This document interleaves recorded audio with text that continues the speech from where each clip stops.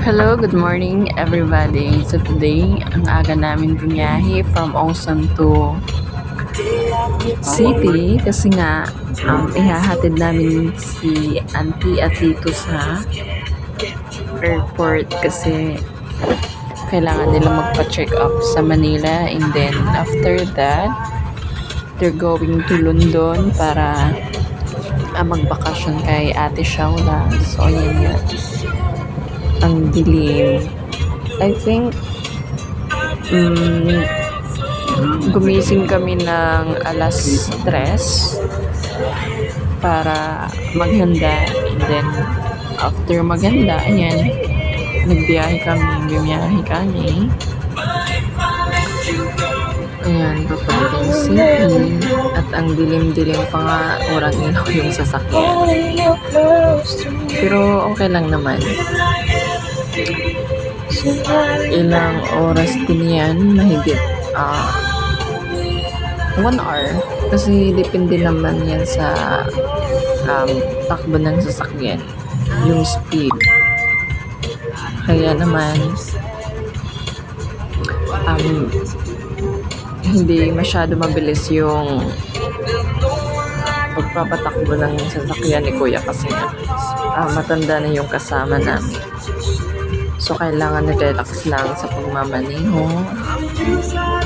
Yung bilis, sakto lang. Ayan.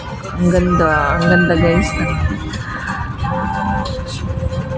Ang views. Diba? Yung papasikat pa lang yung araw. Super ganda pala gumising kapag maaga at saka magbiyahe. Kaysa sa... Kasi ako nakasanayan ko magbiyahe pag bumabiyahe akong city, papuntang city. So, madalas niyan mga hapon ako bumabiyahe kasi nga hindi ako morning person. Sorry. Ay, ayan, ang sarap pala. Ang sarap sa pakiramdam kapag gumising ka ng maaga. Tsaka nasisilayan mo yung pagsikat ng araw. Or yung pasikat pa lang, di ba?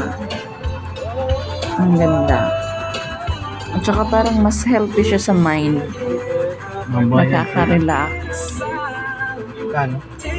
Kaya solid yung biyahe dito kahit naman malamig. Napakalamig din. So, nandyan na kami sa terminal. Ayan, nagbayad si Kuya. Bago kasi tuluyang makapasok, kailangan magbayad. So, ano yun? Entrance fee. Kakaiba talaga.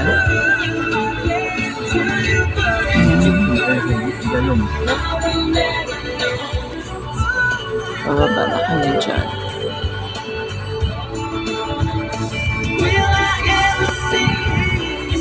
Diba? Ang dilim. Napakadilim ng sasakyan. Walang ilaw.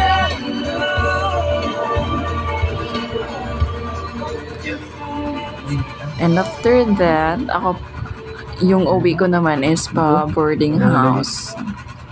Kasi magsisimula na yung klase namin.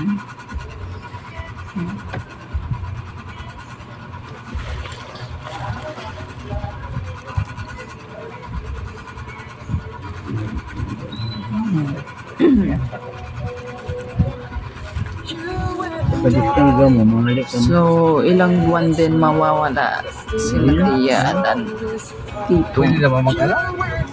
Magbabakasyon pa kasi sila sa London. Sana all makakapag-London. So, hanggang dito na lang guys.